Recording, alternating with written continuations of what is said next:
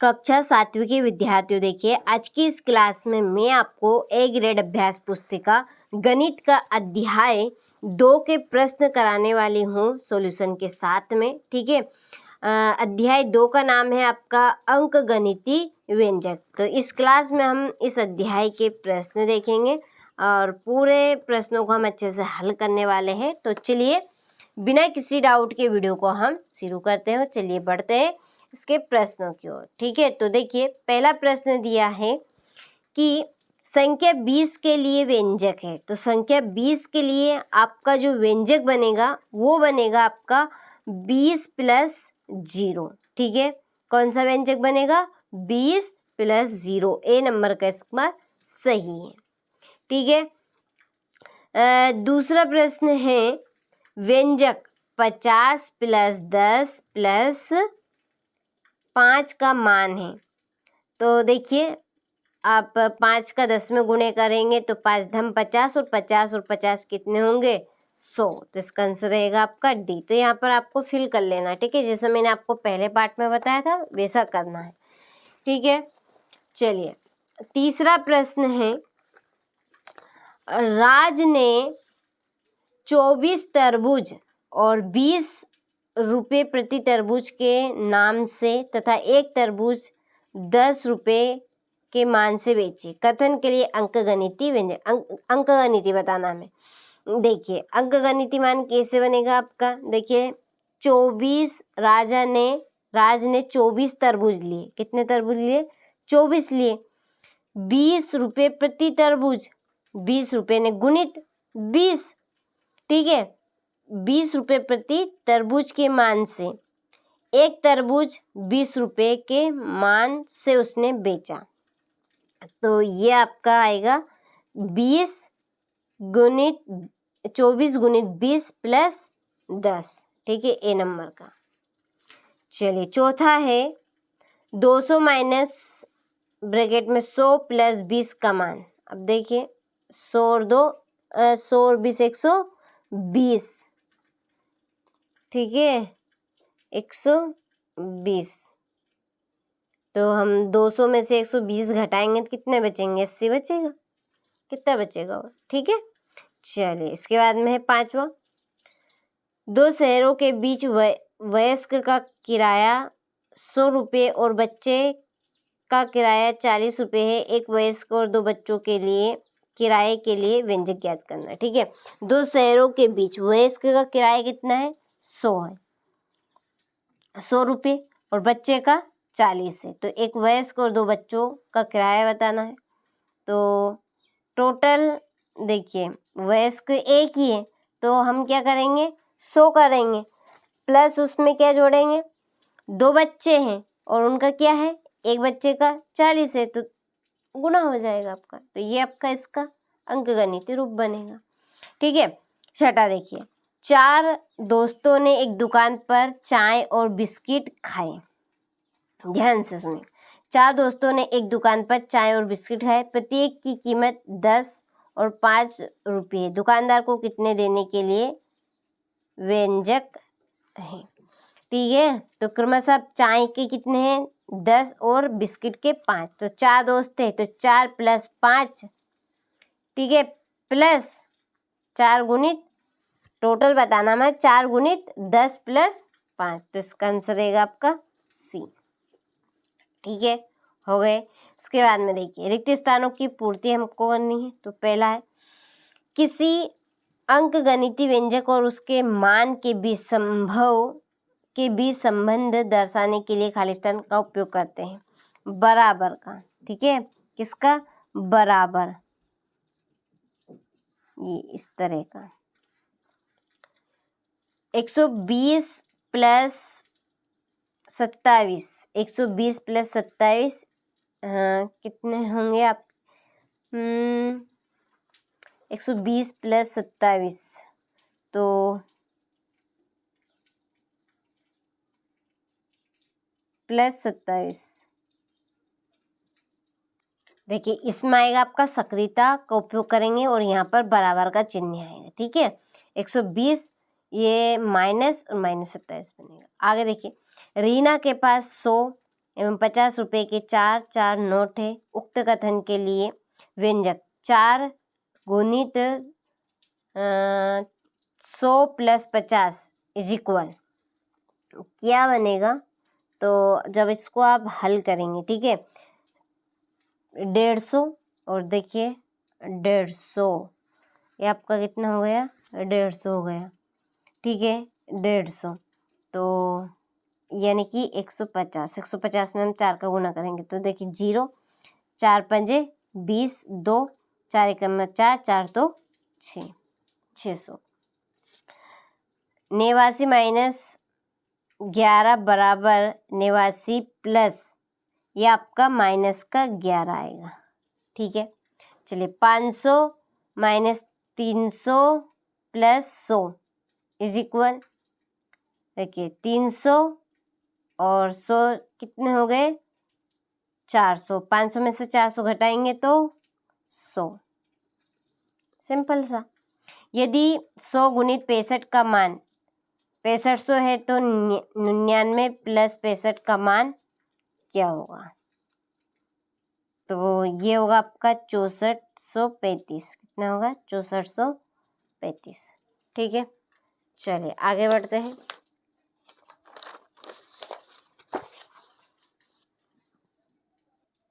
देखिए 13वां है, एक क्रिकेट मैच में शुरुआती 2 खिलाड़ियों ने क्रमशः 87 और 98 रन बनाए। कुल रन स्कोर के लिए अंकगणितीय व्यंजक बनाने हैं। तो अंकगणितीय व्यंजक हम कैसे बनाएंगे? देखिए रन बनाए तो गुणा मल्टीप्लाई का है तो 1 का मल्टीप्लाई होगा। 1 गुणित कितने हैं? 87 गुणित कितने हैं? 98 इज इक्वल 85 26, ठीक है। ये आपका अंकगणितीय मान बनेगा, ठीक। 14वां प्रश्न है कि जो दीपा है उसने 200 रुपये का नोट लेकर बाजार गई। उसने 126 रुपये का किराने का सामान और 28 रुपये की सब्जी खरीदी। उसके द्वारा खरीदी, ठीक है, खरीदी एवं शेष रकम के लिए व्यंजक लिखना है। हमें व्यंजक लिखना है। देखिए दीपा के पास कितने हैं पैसे? कितने हैं? 200 रुपये, ठीक है। उसने 126 रुपये का किराना लिया। किराना कितने का लिया? 126 का लिया, ठीक है। 126 का उसने किराया ले लिया। तो हम 200 में से 126 घटाएंगे तो कितने बचेंगे? 74। तो उसके द्वारा खरीदी गई, उसने 126 रुपये का किराने का सामान लिया, ठीक है। तो उसके पास कितने बचे? 74। शेष रकम बतानी थी हमें, तो ये हो गई। चलिए आगे देखिए 100 - 14 इज इक्वल 100 प्लस छूटे हुए स्थान पर सही संख्या आएगी। तो इस पर सही संख्या हमारी क्या बनेगी? तो यहाँ पर लिखेंगे -14। कितने लिखेंगे? -14 लिखेंगे, ठीक है। माइनस क्या लिखेंगे? 14।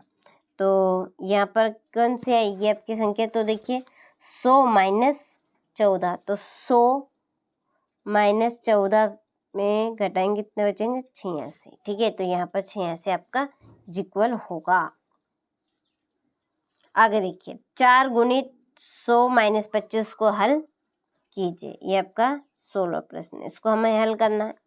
कैसे करेंगे? देखिए 4 गुणित 100 में से 25 घटाएंगे तो 75 बचेंगे। कितने बचेंगे? 75, ठीक है। गुणा कर दे, 4 पंजे 20, 4 सते 28, 28 और 2 30, ठीक है। ये आंसर आ जाएगा। 500 माइनस 200 माइनस 100 को हल कीजिए। बहुत सिंपल से प्रश्न है। देखिए 500 माइनस 100, 200 में 100 घटाएंगे तो 100, 500 में से 100 जाएंगे तो 400 बचेंगे। ये आंसर आपका इसका बहुत सिंपल से है। देखिए 99 गुणित 50 को हल के लिए एक प्रभावी व्यंजक बनाना है। हमें कैसे बनाएंगे? देखिए जो 99 किसके करीब है? 100 के करीब है। तो 100 में से कितने घटाएंगे या जोड़ेंगे? 100 में से 1 घटाएंगे तो 99। तो ये आपका बचेगा 100 बनेगा -1, ठीक है, और गुणित 50 हो गया।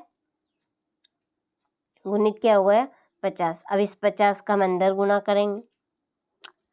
इस 50 का हम अंदर गुणा करेंगे तो देखिए क्या आएगा। ये आप इस तरह से लिख लीजिए, ऐसे नहीं आता है तो 100 गुणित 50, ठीक है, और ये माइनस है, लगा दीजिए माइनस। अब एक का हम किस में गुणा करेंगे? 50 में। तो यहाँ पर 100 और इसका गुणा करेंगे तो देखिए 3 0 और 5 ऐसा का ऐसा। इसी तरह से ये 50 इज इक्वल क्या बनेगा? देखिए 0 की 0 घटाएंगे, यहाँ 10 है, यहाँ पर 10 है, ये 10 है, 10 में से 5 गए तो 10 में से यहाँ 9 बचा। क्या है यहाँ पे? सॉरी 5, 10 में से 5 घटाएंगे तो 5, यहाँ पर आप बचा है 9 और यहाँ पर क्या बचा है? 4। ये आपका आंसर आएगा, ठीक है। देखिए कुछ भी नहीं करा है, इसको हमने तोड़ा है।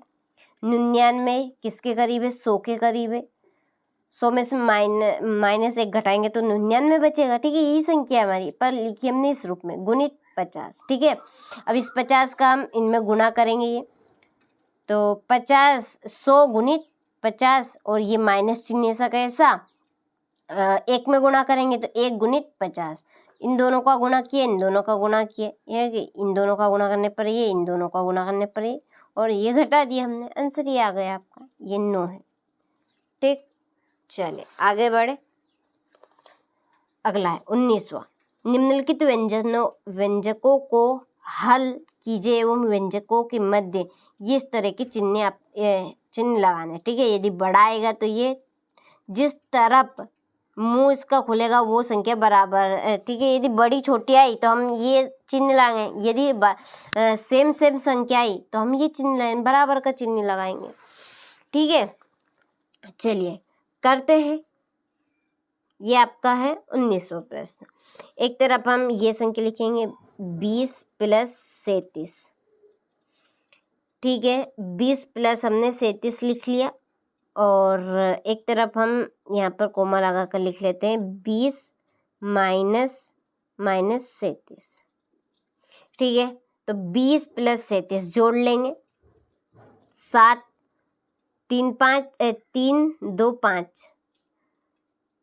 ये देखिए ये भी सेम बनेगा। देखिए ये माइनस और माइनस क्या हो जाएंगे? प्लस, तो जोड़ेंगे यानी कि बराबर आए। तो यहाँ पर हम चिन्ह किसका लगाएंगे? अतः निशान पूछा है, निशान किसका आएगा?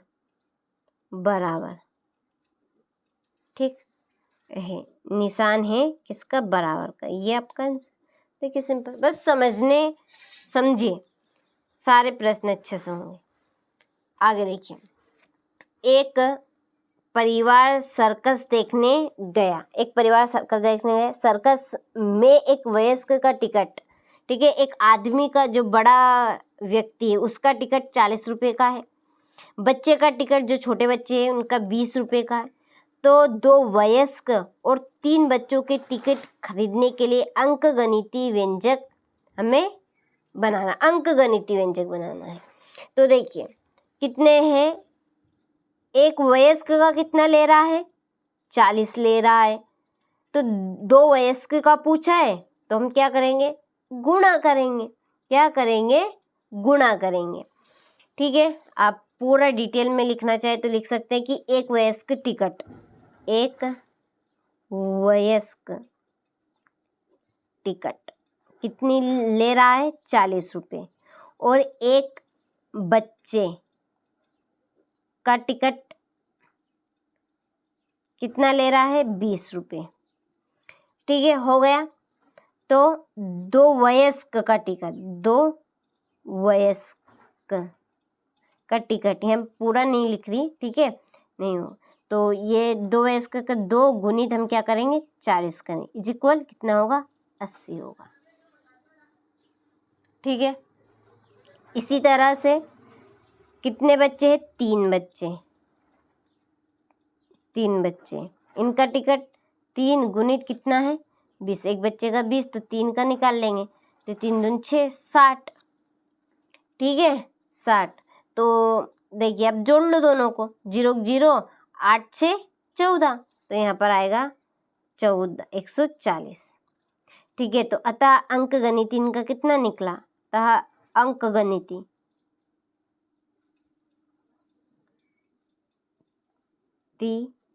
मान कितना है, 140 है।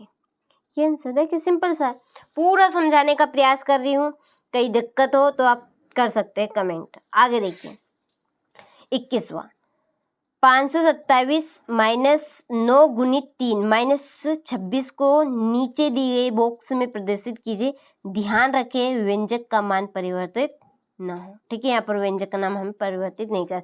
देखिए पहला यहाँ पर क्या संख्या है, 527 दी रखी है, ये भी हमें देखिए 26 दी है। अब हमें छेड़खानी करनी किससे, इसको करना है, जो भी करना है, इसका मान लाना हमारा परफेक्ट। तो 3 नाम 27, बस इसमें 27 भरा जाए। ठीक है, गुणा करना था दोनों, हो गया। आगे देखिए, एक किसान अपने बाग के 10 पेड़ों पर लगे कुल आमों का प्रति पेड़ वजन का अनुमान लगाता है। 6 पेड़ों पर प्रति पेड़ 40-40 किलोग्राम एवं 4 पेड़ों पर प्रति 30-30 किलोग्राम आम लगे हैं। ठीक है, कितने पेड़ है, 6 पेड़ है, 10 है। तो जो 6 पेड़ है उन पर 40-40 किलो के आम है, और जो 4 पेड़ है उन पर 30-30 किलो के आम लगे। तो बाग में कुल आमों के वजन के लिए अंकगणितीय व्यंजक हमें बताना है। देखिए, तो इसको आप यहाँ से देखिए, क्योंकि यहाँ पे थोड़ी सी जगह कम है, इसलिए मैं आपको यहाँ पर ये यहाँ पर समझा देती हूँ। ठीक है, देखिए कुल 10 पेड़ों पर प्रति पेड़ आम कितने हैं, 10 पेड़ों पर 6 आम, कुल आम 10 गुणित 6 यानी कि 60 किलो। तो 10 पेड़ों पर प्रति पेड़ वजन कितना है, वजन 40 भागित 10 यानी कि 4 किलो का। 4 पेड़ों पर प्रति पेड़ वजन कितना है, 30 भागित 4 यानी कि 7.5 किलो है। तो कुल आमों के वजन के लिए व्यंजक 60 गुणित दोनों को हम जोड़ेंगे। ठीक है, 60 गुणित 7.5 गुणा करेंगे तो इक्वल होगा आपका 450 किलो। ठीक है, तो अंकगणित व्यंजक 450 किलो। ठीक, चले आगे बढ़े। आगे देखिए 50 -9 -3 और 50 -9 -3 को हल करते हुए व्यंजकों के मध्य ये चिन्ह हमें का चिन्ह लगाएंगे। जैसे ऊपर हमने ये सवाल किया था ना, ये वाला, इस तरह से इस टाइप से हमें करना है। ये वाला जो किया था हमने 1900, उसी टाइप से हमें 2300 करना है। ठीक है, चलिए करते हैं फटाफट से, दोनों संख्याओं को लिख लेते हैं दोनों तरफ।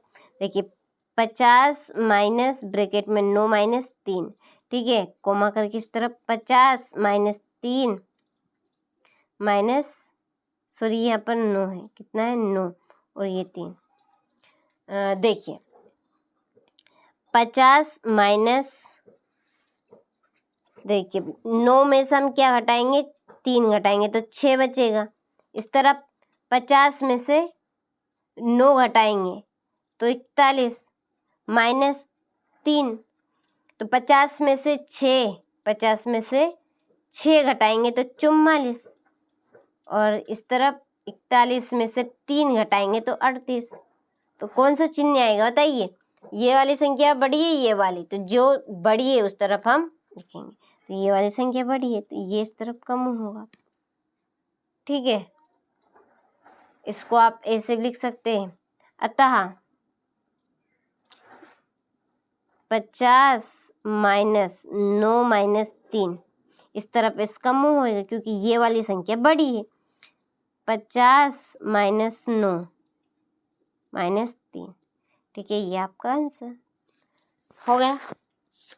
आगे देखिए, आगे हमारा 24वां सवाल। 24वां सवाल आप देखें, 83 गुणे 18 इज इक्वल 1494 है, तो इसकी सहायता से 73 गुणित 18 का मान ज्ञात करना है। देखिए, तो ये इसको आप यहाँ से देख लीजिए, ये यहाँ पे मैं आपको समझा देती हूँ। ठीक है, देखिए, इससे ये आपका पूछा है, इससे हम क्या करेंगे? 73 गुणित 18 का मान ज्ञात करेंगे। ठीक है, 83 माइनस 10 गुणित 18, ठीक है, जब जाके 18 बने, 83 माइनस 10 इज इक्वल 1494 माइनस 10 गुणित 18 बनेगा, तो ये आपका 73, ठीक है, 83 में से 10 घटाएं, 73 गुणित ये आपका 18 आ गया, इज इक्वल 1494 माइनस गुणा करेंगे 180। ठीक है, तो अब हम 1494 से माइनस 180 घटाएंगे, तो ये आपका बचेगा 1314। ठीक है, तो 73 गुणित 18 का मान क्या बना हमारा? 1314 बना। ठीक है, चलिए, इसके बाद में हमारा 25वां प्रश्न है। 25वां प्रश्न क्या है कि एक व्यक्ति ने बस में 60 रुपये वयस्क के नाम मान एवं 40 रुपये बच्चे के मान से 2 वयस्क एवं 1 बच्चे का किराया दिया। उसने गणितीय व्यंजक 2 गुणित 40 प्लस 60 को हल करते हुए 140 रुपये का भुगतान किया। बस कंडक्टर इस भुगतान से संतुष्ट नहीं है। सही व्यंजक लिखकर हल कीजिए। हमें सही व्यंजक, देखिए, 2 वयस्क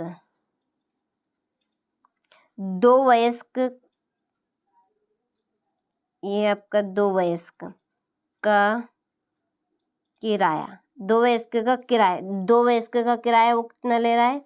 60। ठीक है, तो 2 गुणित 60 होगा। इसने यहाँ पर जो 2 व्यक्ति थे, ठीक है, उसका ना देकर 2 बच्चों का दिया है, इसलिए जो बस कंडक्टर था वो उससे संतुष्ट नहीं थे। तो यहाँ पर 2 गुणित 60 इज इक्वल कितना होगा? 120 होगा। और एक बच्चे का किराया, एक बच्चे का किराया कितना ले रहा है? वो 40 ले रहा है। यहाँ पर जो वयस्क था, जो व्यक्ति था, उसने 2 बच्चों का दिया। ठीक है, उसने मांगे किसके? 2 व्यक्ति का मांगा था, 2 वयस्क का। ठीक है, तो इसलिए तो कुल किराया कितना बना? कुल किराया, तो कुल किराया ये जोड़ लीजिए। ठीक है, 120 प्लस 40 तो कितने बने? 160 बने। व्यक्ति कितना दे रहा था उसे? 140 दे रहा था। ठीक है, तो व्यक्ति ने कितने का भुगतान किया? 140 का दिया। जैसे जो कंडक्टर था बस का, वो संतुष्ट नहीं थे, उसको 20 रुपये कम मिले। यहाँ पे लिखेंगे कंडक्टर संतुष्ट नहीं है, कंडक्टर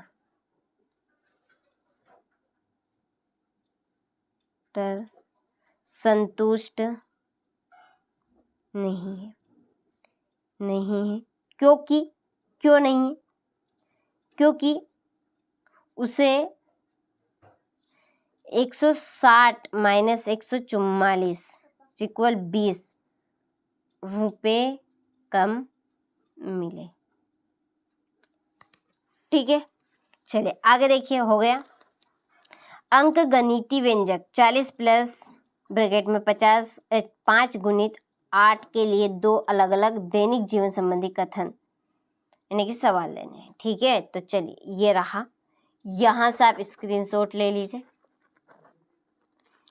ठीक है, इसके बाद में आपका 27वां प्रश्न। चलिए 27वां प्रश्न हम इस बुक में ही करते हैं।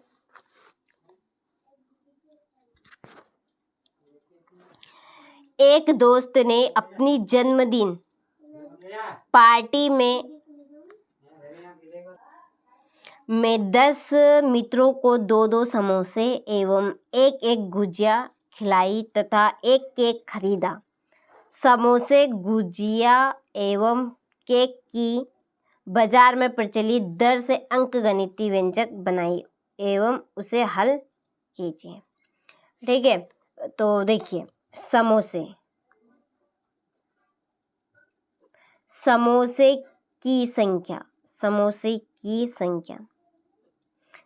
की संख्या कितने दोस्त थे? 10 है, 10 मित्र, तो 10 समोसों की संख्या कितनी है? 2, तो ये हो गया इज इक्वल 20।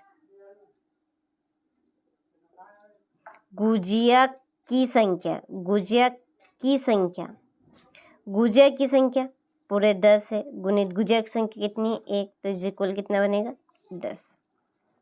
ठीक है, तो यहाँ पर हम मानेंगे और देखिए तथा एक केक खरीदा, उसका तो यहाँ पर प्राइस ही नहीं है। ठीक है, तो मानेंगे, माना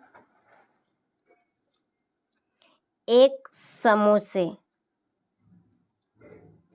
की संख्या क्या बनेगी? हमने यहाँ पर मान ली S रुपये, और एक गुजिया की संख्या यहाँ पर हमने मान ली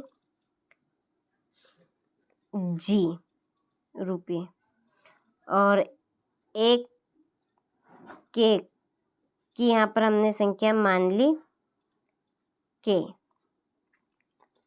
ठीक है, तो अंकगणितीय व्यंजक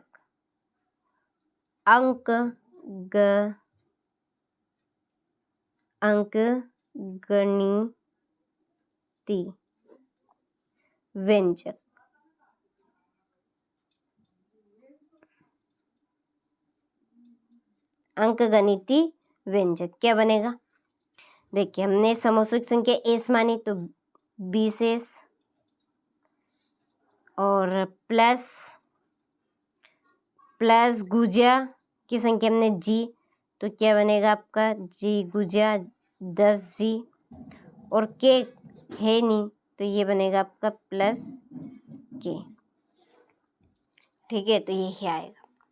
आगे देखिए 28वां प्रश्न है हमारा कि एक ग्राहक 4 कुर्सी और एक टेबल खरीदता है। दुकानदार एक कुर्सी 650 रुपये और टेबल 1250 रुपये की बेचता है, परंतु त्रुटिवश दोनों की कीमत बदलकर पैसे ले लेता है। दोनों स्थितियों के लिए अंकगणितीय व्यंजक बनाकर हल कीजिए एवं एक ग्राहक को फायदा हुआ या नुकसान गणना कीजिए।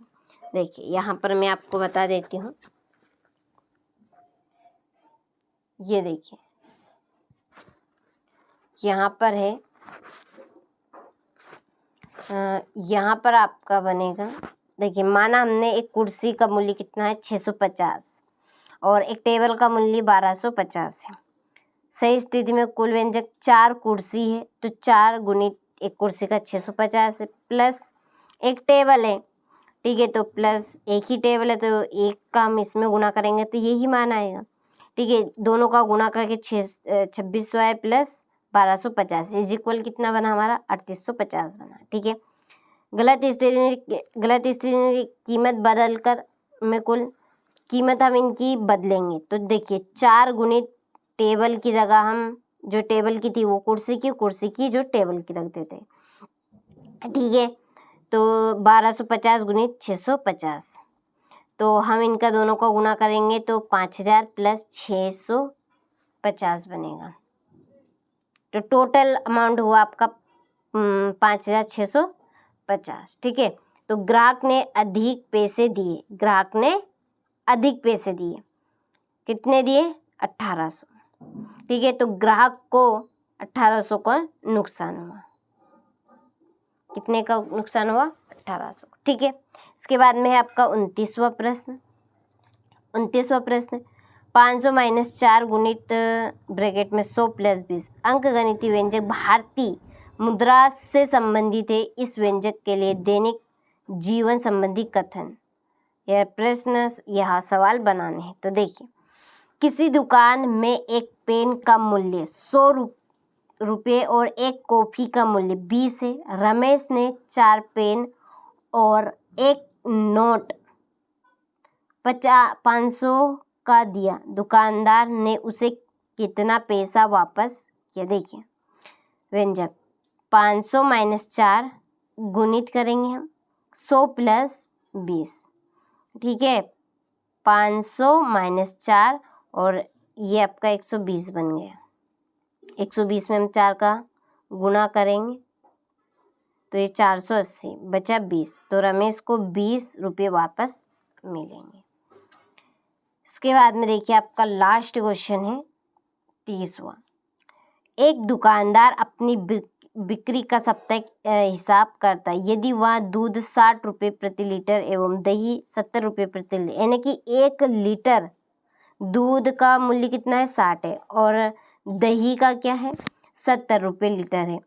तो नीचे दी गई तालिका के लिए अंकगणितीय व्यंजक बनाकर कुल बिक्री आपको ज्ञात करनी है। देखिए, यहाँ पर साप्ताहिक दिया है, सोमवार, मंगलवार, बुधवार, गुरुवार, शुक्रवार, शनिवार, रविवार। ठीक है, शनिवार को दूध आपका है 10, मंगलवार को 12, इस तरह से दही 8, 6, 10, बुधवार को है 8।